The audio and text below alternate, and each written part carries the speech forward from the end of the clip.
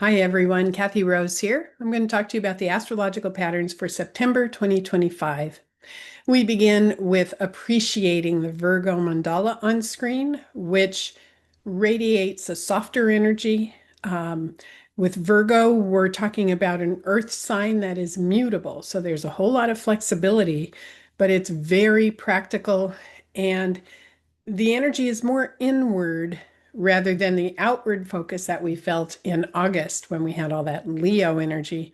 So you're going to feel a big change in September, not only because the sun is traveling through Virgo, but also from some other things that are happening in the month that I'm going to talk about next.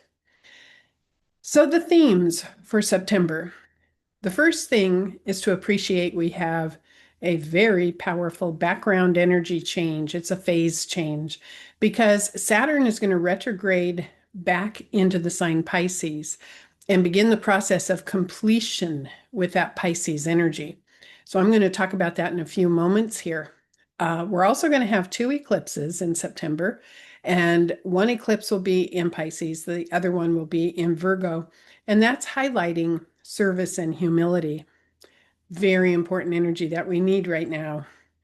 And then the third thing late in the month, we're going to have Mars entering Scorpio. So when we get to the um, about the third week of September, we're going to be feeling this palpable power available to us to use when we take action to accomplish our tasks. You don't want to miss Mars and Scorpio. You want to be ready for it so that you can utilize it on the highest level. All right, first thing, let's talk about Saturn retrograding back into Pisces. It begins on September 1st, and Saturn will remain in that sign until February 15th. While it is back into the sign Pisces, it's going to activate the degrees from 25 through 29. So if you have any planets there in Pisces or in Gemini, Virgo, or Sagittarius, between those degrees, you're going to get completion of a cycle that's been going on for a while. But Saturn leaving Aries and going back into Pisces is a dramatic shift. We've enjoyed for a few months Saturn and Neptune in Aries, which is very outgoing, very dynamic, self-sufficient, pioneering, powerful warrior energy. But that was just the preview. It really starts more intensely when we get into 2026 because first we have to finish up this Pisces cycle. So isn't it fascinating that Saturn and Neptune entered Aries just about the same time a few months ago, and they're going to retrograde back into Pisces just about the same time. I mean, this is something that is so spectacular right now. There's a wave of wisdom building that is in process because this is all happening for a reason. So Neptune is going to re-enter Pisces in October. Saturn does it September 1st. Neptune retrogrades back into Pisces on October 22nd and will remain in Pisces till January 27th. So I'll be talking about that again in the next forecast for October. But please understand, Neptune is only going to hit the anaretic degree from October 22nd to January 27th. The anaretic degree is the last degree of a sign, 29 degrees. So both Saturn and Neptune will be activating that anaretic degree, and that just shouts out very powerfully that we need to learn the higher levels of Pisces and manifest them and release any vulnerability in the Pisces dynamic. So let's talk about that. Pisces is a water sign, very sensitive, very abstract, very flowing, compassionate, sensitive. And if that goes to an extreme, then we end up potentially being victimized by our own sensitivity. We end up picking up everything from everyone and pushed around by energy. So what is going to happen in this time frame from September to February is we get to learn that it's okay to have boundaries. It's okay to say no. It's okay to observe and not absorb. Now, we're all going to get some mastery level lessons on this from September to February. Be ready. Know where you have vulnerability in your own sense of compassion and sensitivity. Know where you are vulnerable because certainly the universe is going to bring in opportunities to say, all right, that's where you're vulnerable, fix it. So you want to be able to feel love and support for people, absolutely, to feel compassion, but you also want to be able to stay grounded and balanced and not be pushed around, not be victimized by that energy. So, developing boundaries, exploring compassion and sensitivity, and what we get is a completion and an integration in the wisdom of this. Now, if you've been listening to my videos for a while, you know that I've talked about Saturn and Neptune in Aries is about learning the absolute core confidence that we are up to the task of handling life and also projecting that onto other people. I believe in your ability to be able to successfully navigating life. That's the Aries dynamic. So we had that tapped for the last few months. When Saturn and Neptune go back into Pisces, it is much more sensorial and emotional and feeling oriented. And it's easy to lose sight of that wisdom that people who might be in pain, people who might be going through a tough time. It's hard. Sometimes in the Pisces dynamic, we forget they are capable. Um, so we need to remember that. Now, that doesn't mean we don't ask them if they want help. Doesn't mean we don't care for them or give them a hug. But you don't want to go into feeling sorry for someone. And it is a very easy thing to do when Pisces dynamic is triggered. And when we feel sorry for someone, I think what happens is we lower their power. I think they feel more power when we remember they are capable and we have compassion and sensitivity. Now, there's a whole lot happening in the world that is triggering people to potentially feel sorry for others who are being victimized in certain situations.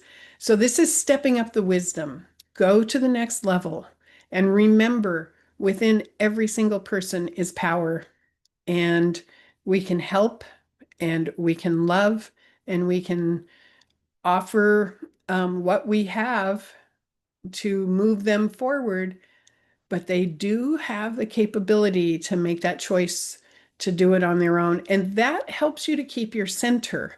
So it's finding that balance. It is absolutely finding the balance.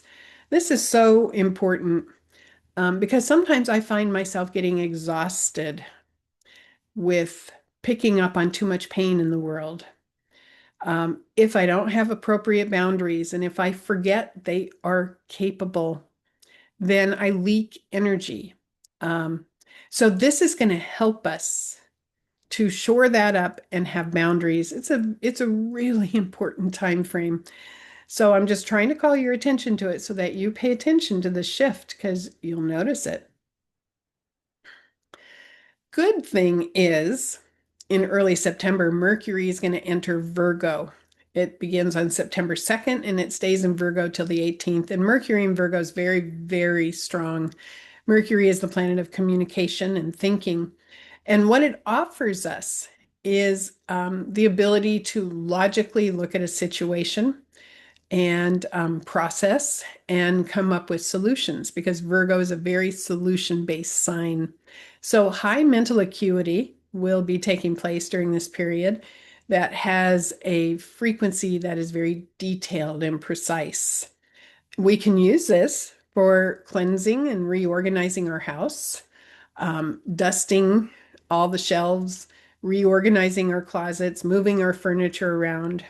Um, all of those things can be highlighted when Mercury's in Virgo, putting the little special details into our projects, editing any projects that we have. Mercury in Virgo excels at this. Now, if you look on screen, I also talk about the shadow part of Mercury in Virgo because every sign has a shadow potential. And when Virgo goes extreme, then we can get the editorial eye that is too intense because the editorial part of Virgo can easily slip into looking for mistakes, which then looks for what's wrong in the world instead of what's right. So we want to keep that in the back of our mind that we don't go into the critical energy. Um, the shadow side is so important always to remember in every single sign because if we're stressed, sometimes that shadow side comes up. So I say to you while Mercury's in Virgo, if you do a daily review meditation, which I tend to do before I go to sleep at night, I will just sort of rewind my day and I'll drift through the day looking for areas where I can praise myself, where I can feel good about how I responded or how I handled a situation. And it's fascinating because so many of my clients, I say, do you ever do a daily review meditation? And they'll say, yes. And I look for what I did wrong. And I say, why don't you look for what you did right or where you could improve, which is a very different frequency than looking for what you did wrong, right? So keep that in mind. While Mercury's in Virgo, you can be very efficient during this period. You want to enjoy it and grab hold of it. Let's talk about the eclipses. September 7th, we have a full moon lunar eclipse, and it's very strong. So the sun will be in Virgo, and Mercury will be sitting right next to the sun. So we have all this mental acuity, all this logic, all this analytical ability, detailed and precise, very practical, but it's going to be opposite the moon in Pisces. And at that time, Saturn will be in Pisces also. So we get this opportunity to balance our spiritual beliefs, our spiritual world, our sensitivity, our compassion, and balance that with practical life. And I think that is so very, very important. When you think of practical life and you think of being a spiritual person, it means learning how to handle stressful situations that happen in life.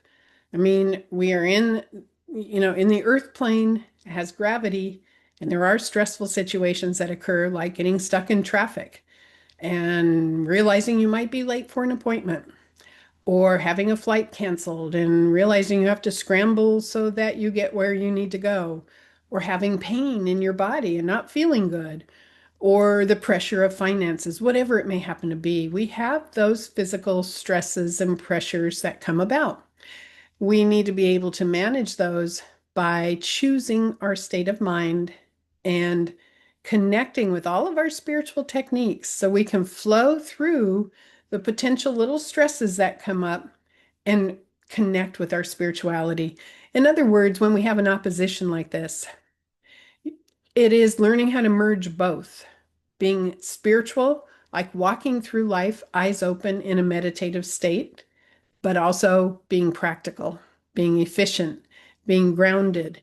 You don't want to go one extreme or the other. This is asking us to balance. Enjoy that eclipse. Go stand under the moon if you can and celebrate your spirituality in the earth plane. And then the second eclipse is going to be September 21st. And this is a new moon in Virgo. It's a solar eclipse. If you watched my video from August, I mentioned the fact that we had a new moon in Virgo also in August. But the one in August was at 0° Virgo, and now here we are in September, and it's at 29° Virgo, and it's an eclipse. So I did a podcast episode, the Maverick podcast that I have. You can find that on my YouTube channel if you haven't watched it. But my guest was Agnes Belesne, who is an incredible astrologer and also feng shui practitioner.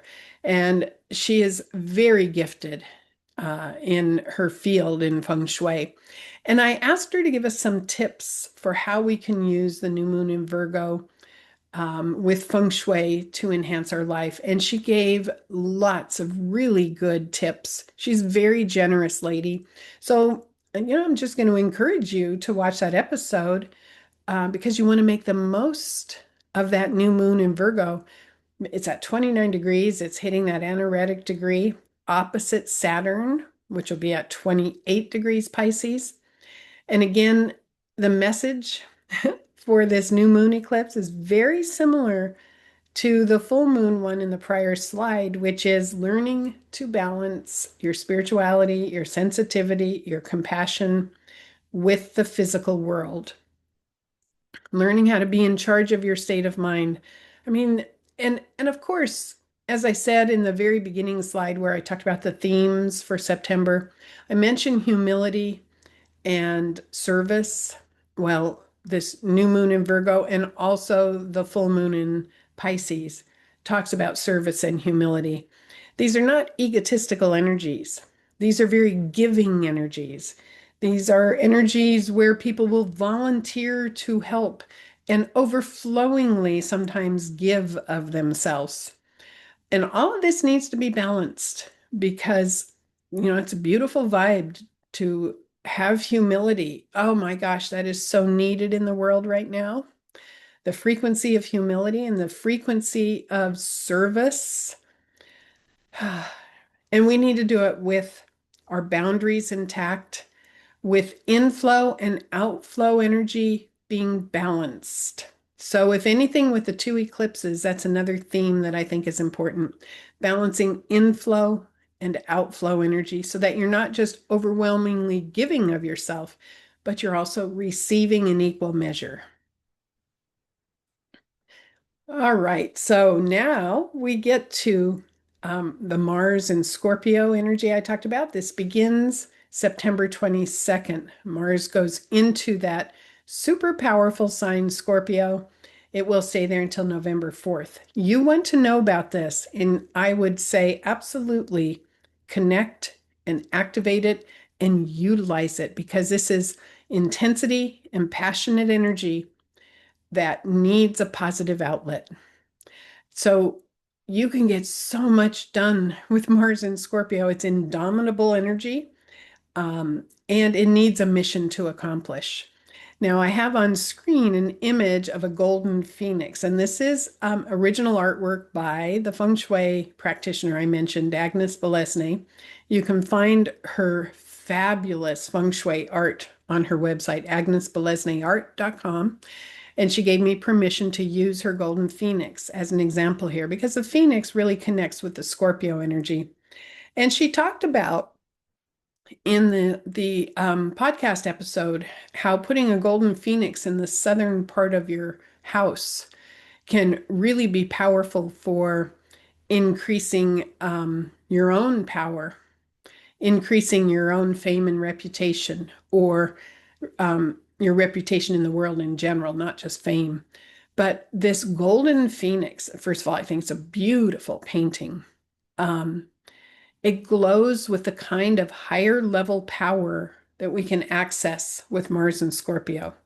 When we have this kind of transit, the wisdom is to learn how to be a conduit through which passion and power can flow without getting corrupted, without wanting to control, without getting tight. So be a conduit, open up, let it flow through you, and meditate on this golden phoenix and see what it says to you because on a frequency level, vibrationally, this painting really is talking about the higher level of Mars and Scorpio. I just love it. So enjoy that Mars and Scorpio. Very powerful.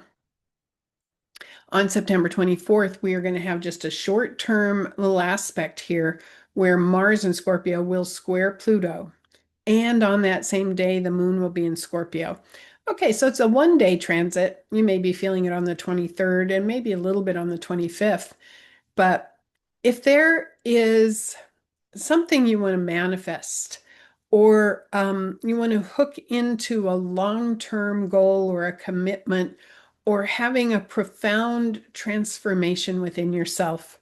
Mars square Pluto and Moon in Scorpio. Whoa, that's power and focus flowing together.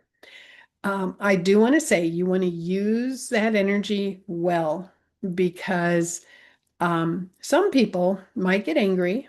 Mars square Pluto, especially Mars in Scorpio, and Moon in Scorpio. Some people couldn't get angry. Some people might not use it on the highest level, but you can. You can rise like the phoenix who burns itself in the fire and is reborn. You can use it on the highest spiritual level with good intention. And oh my gosh, there's so much you can accomplish during this time. So I wanted to highlight that particular day. All right, my final thoughts for the month of September. While we have this activation from the eclipses, while we have Saturn in Pisces, it is essential that you learn boundaries and you learn how to cleanse your own aura, how to filter out the psychic pollution.